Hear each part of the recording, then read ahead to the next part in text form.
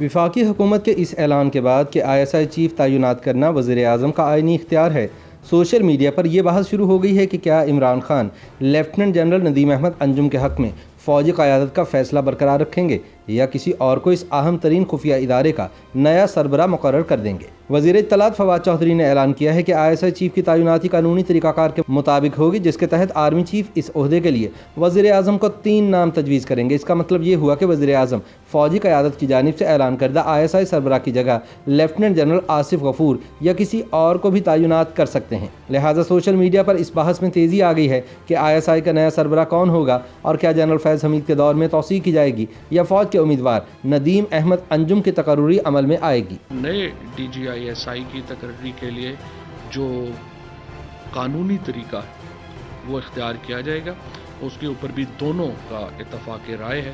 اس میں جو اتھارٹی ہے وہ وزیر اعظم کی ہے اور اس کا جو تقرر ہے وہ ہمیشہ ایک ہمارے درمیان جو بھی اپوائنٹمنٹس ہوئی ہیں ان کا ایک بہت سمجھیے کہ وسیع البنیاد مشاورت کے اوپر مبنی ہوتے ہیں اور ایک تمام قانونی طور کے اوپر جو اس کی ریکوائرمنٹس ہیں ان کو مکمل کر کے نئے DGI کی تقرری جو ہے وہ اس کے مطابق ہوگی۔ اس بحث کا آغاز تب ہوا تھا جب فوج کے شعبہ تعلقات عامہ نے اعلان کیا تھا کہ لیفٹیننٹ جنرل ندیم احمد انجم کو ISI کا نیا سربراہ مقرر کر دیا گیا ہے۔ تاہم اس حوالے سے حکومت کی جانب سے تاحال کوئی نوٹیفیکیشن جاری نہیں کیا گیا۔ بعد ازاں اس معاملے پر افواہوں کا ایک سیلاب امڑ آیا۔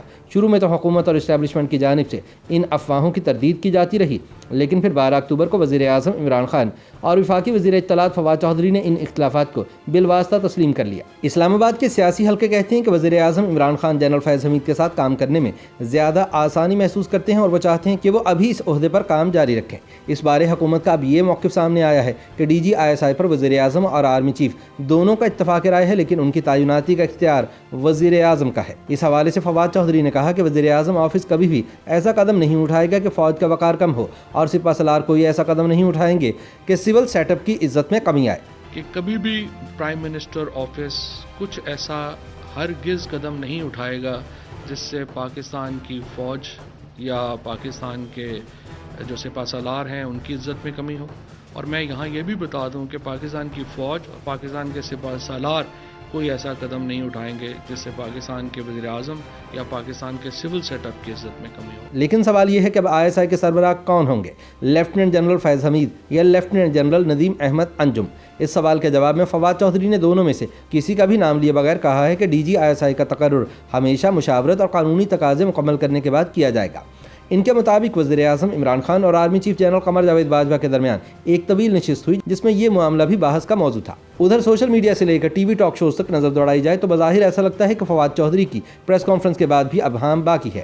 سوشل میڈیا پر اس وقت DG ISI ٹاپ 10 بنا ہوا ہے، جس میں عام لوگوں سے لے کر صحافی اور تجزیہ کار اس حوالے سے اپنی اپنی آراء کا اظہار کر رہے ہیں۔ بعض افراد کا کہنا ہے کہ کچھ دنوں کی تاخیر کے بعد حکومتی موقف نے قیاس آرائیاں دور کر دی ہیں، جبکہ ایک بڑی تعداد سمجھتی ہے کہ ابہام کی فضا اب بھی برقرار ہے۔ ایک ٹویٹ میں اینکر پرسن غریدہ فاروقی کہتی ہیں کہ جنرل ندیم احمد انجم ہی نئے DG ISI ہوں گے، جس کی حکومت نے اپنے موقف سے تصدیق کر دی ہے، بس سمری نوٹیفیکیشن بھی آنے والا ہے۔ ان کا کہنا ہے کہ اگر دونوں میں اختلاف نہیں تو کون سا معاملہ حل کرنا ہے؟ اختلاف نہیں تو بات چیت، ملاقات، مذاکرات اور کابینہ میں بحث کیوں ہو رہی ہے؟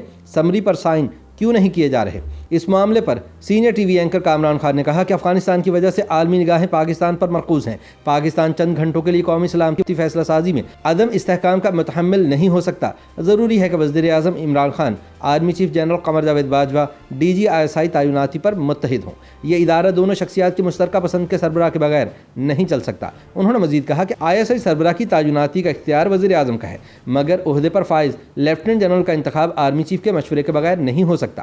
یقیناً DG ISI وزیر اعظم کو رپورٹ کرتا ہے، ہدایات لیتا ہے، مگر وہ آرمی چیف کا بھی تابع ہوتا ہے، آرمی ڈسپلن کا پابند ہے۔ ایک شخصی پسند ISI سربراہ خطرے کی گھنٹی ہوگا، خدا نخواستہ۔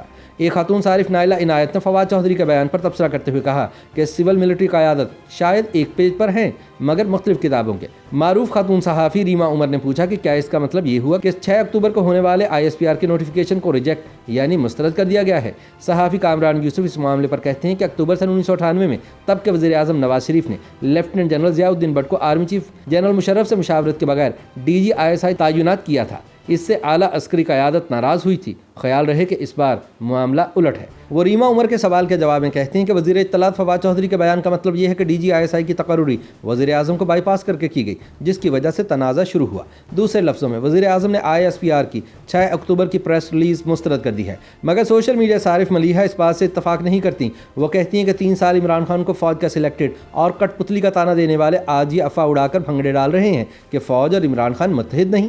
سینئر صحافی طلعت حسین کو اعتراض ہے کہ اسٹاک مارکیٹ میں مندی، معاشی تنزلی، IMF، FATF، امریکہ، افغانستان، انڈیا، دہشت گردی مظاہروں اور دیگر 10 لاکھ چیزیں ہیں، لیکن اولین ترجیح درست ڈی جی ISI ہیں۔ خاتون صحافی نسیم زہرا نے ٹویٹر پر لکھا کہ اپنی اتھارٹی استعمال کرتے ہوئے عمران خان کو جلد از جلد ڈی جی ISI کی تقرری پر فیصلہ لینا ہوگا، یہی قیاس آرائیوں کو ختم کرنے کا واحد راستہ ہے۔ اس صورتحال پر سینئر تجزیہ کار افتخار احمد کا کہنا ہے کہ فوج اور حکومت کے درمیان ڈی جی ISI کی تعیناتی کو لے کر ڈیڈ لاک برقرار ہے، جس سے ملک کو نقصان پہنچ سکتا ہے۔